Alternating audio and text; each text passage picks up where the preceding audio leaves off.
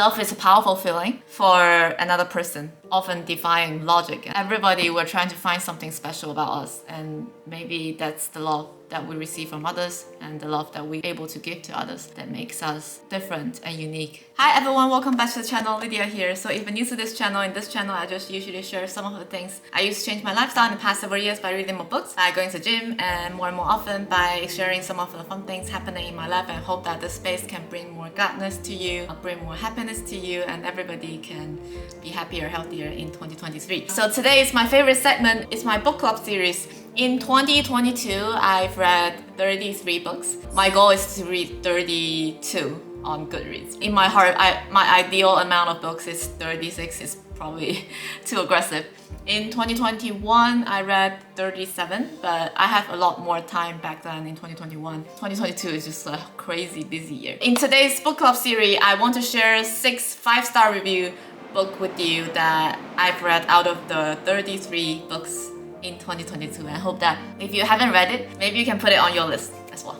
Let's go. So the first book is actually the first book I read last year. It's totally a page turner, and it's a romantic story about a genetic scientist who is very geeky, and he designed a questionnaire to find love online. He sent out all those questionnaires to different people and asked them to fill in forms whether they would be suitable for him as a geeky scientist. It's not just all those old type of love story. It's way more than a socially awkward genetic scientist trying to find love. It has a lot of ups and downs. Oddly, he wanted to start this called Wife Project, but on the way he met somebody called Rosie. His project sort of turned into how to find Rosie's real dad, and that's in connecting with his job, the genetic scientist. I think it has a lot of reference to people who are a little bit more geeky. I can't put this book down. Like several nights I just couldn't go to bed until I finished several chapters. And as the book says, love is a powerful feeling for another person, often defying logic, and probably that's why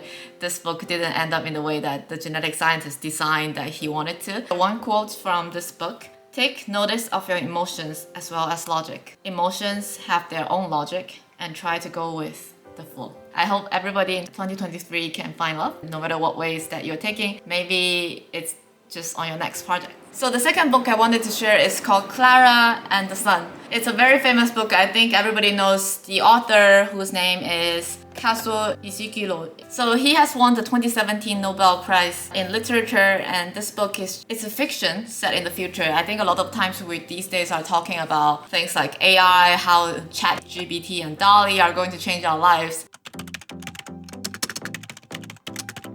This book, just a fiction set into somewhere into the future, and in the future human kids are always accompanied by artificial friends. They call it AF, and Clara in this book, she is one of the AF of one of the special kids that in the book. This Clara is an outstanding AF, and with her unique ability to observe human beings, it gives an extra layer of how we should view our own emotions and how we should view our love to our families and our relationships. Drawn to this into the sci-fi yet poetic story, I can't put it down. I finished it in 3 days. This is how good it is. I felt sad, I felt love, I felt a lot of emotions when I was reading this, because it's telling from this robot's perspective. It makes it very objective, but at the same time, from her lens, the human world just seemed like something like a very bizarre place to be. The way that she learned about the world is actually the same as how humans, we learn about the world, look at it from robots' perspective. But at the same time, we're also just like accepting ideas, analyzing information, and trying to figure out our way in our life. Probably that's why this book is so compelling. It forces us to see the world with a different angle and to reflect. It's actually a book about love, relationship, and hope. I want to share this quote from this book. There was something very special, but it wasn't inside Josie. It was inside those who loved her. Everybody, we're trying to find something special about us, and maybe that's the love that we receive from others and the love that we are able to give to others that makes us different and unique, different from each other and unique in our own perspectives. Next one is A Thousand Brains. I have already introduced this book and talked about it in my previous video. You can see the link up there. I like this book a lot, so that's why I bought it in hardback. I was first reading it from Kindle. It's a very good book to summarize how our brain works. After I read this book, it just constantly reminded me how trivial our everyday issues are. The way that our brain processes information is just fantastic. Just couldn't know how comprehensive and how such a system can just work on itself. And after I read this book, I make this decision that I have to take care of my brain every single day by reading more, by take care of my body and my mind, so then I'll be able to learn as much as possible. 3 parts of the book. The first part is about how you can understand how our brain works. It says it's map-like system that you work. So every single time we are basically carrying this map in our heads whenever we go. So if you just arrive in a new city, you need to map it out in your head. Have you ever noticed that all the big cities, they have some kind of like cafe shops, and they have some city centers, they have some sports centers. If we've been to enough cities, and it's easier for our brain to configure those information. The second part is about machine intelligence, which is a heat topic these days, especially about the ChatGPT. And the third part is how we can, as a human species, to leave our intelligence as long as possible. What the author said, it says, it is an incredibly exciting time to be alive. One quote from this book: discovering a useful reference frame is the most difficult part of learning, even though most of the time we're not consciously aware of it. I have been trying to collect mental models and how I can treat things, like similar things, in a similar manner, so I can save time, I can reduce friction, I can make myself more productive, and at the same time to experience life in the way that I want. The next one is called Why We Are Polarized by Elsa Klein. Elsa Klein is one of my favorite podcast hosts, and he is a New York Times editor, and he has Vox Media. A lot of his production, I just love it so much, and this book is the same. I've discovered this book by Bill Gates' recommendation for the summer reading list. When I picked it up, I was a little bit not sure because it's a political book and I'm not that into political things. I have never thought that a book about politics can be this page-turning and compelling.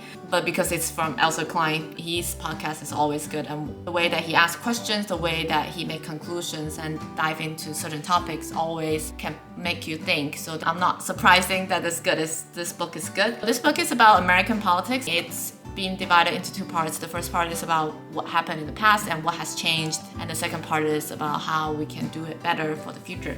It has a lot of content about how Republican and Democratic parties has evolved in the past, and how has social media and the whole media has played a role in all of these in recent decades. Principles in this book speaks to me more in a way that it could apply to other parts of life, because politics itself is a topic, but how you view and think about something like that can polarize people, can put people in different parts in the society, actually can apply to other arguments or other topics that you want to discuss with other people. It's actually a very helpful book that you can train your thinking process and to see the world in a better and clearer way. Being as an individual, how to be mindful, protect ourselves, and eventually help others. That's what my takeaway from this book. One quote that I want to share from this book is, if we can do a bit better tomorrow, we'll be doing much, much better than we have ever done before. It's never too late to start. The 5th book is The Almanac of Naval Ravikant. Don't quite remember where I picked it up from, but it actually has been quite popular for quite some time. Naval is a very successful entrepreneur, and he is an angel investor. What's special about this book is it's actually just a collection of thoughts this guy called Eric Jorgensen collected from his Twitter, and all the other thoughts, just make them as a book. I think it is super, super helpful, and there are a lot of people who are successful but not happy. Many more are maybe rich but not happy. So this book is a collection of thoughts from Naval, and he is somebody in his own standard. He's happy, and he's successful, and he's wealthy enough. A lot of fundamental truth and mental models are probably very useful in this old-fashioned and self-help books. If you haven't read it, it's super easy to read. The fonts are quite big, and there are a lot of graphs, and before you know this, you've already reached to the end, and you regret that you read it so fast. It has been divided into wealth and happiness, basically how you can build wealth, how you should spend your time, how the conventional wisdom that we've learned when we grow up is actually not that helpful for you to accumulate a lot of wealth. After you achieve wealth, or at the same time, how you can achieve happiness. And as Naval says, happiness is a skill. So basically the whole book are composed by quotes, but I think this one is particularly resonate with me. No one can compete with you on being you. We all have something special about ourselves. Last but not the least is this book. I've mentioned it so many times, Michelle Obama's The Light We Carry. You see that there's already a book review video that I've published somewhere here. I wouldn't want to repeat myself anymore, but please put this book on your to-read list and it will be very, very helpful. I have already put it next to my bed. Whenever I want to find some inspiration, I will just read a few pages. Those are the 6 books that's on my 5-star list last year out of the 30-something books that I read. I hope these books can be helpful for you. I think there is a saying, actually it's in this book. Naval has said that if you haven't found a way to love reading books, it is because you haven't found a good book to read. I hope these books can be helpful. Pick any of those. I believe that those are good books to read, and I believe that for 2023, no matter if you want to pick up habit of reading or not, it will be a great year for you to gain knowledge, to have insights, to plan for the long game. That's the end of today's video. If you have not yet subscribed, please click the subscribe button, and if you like this video, please share it with your family and friends, and I will see you next time.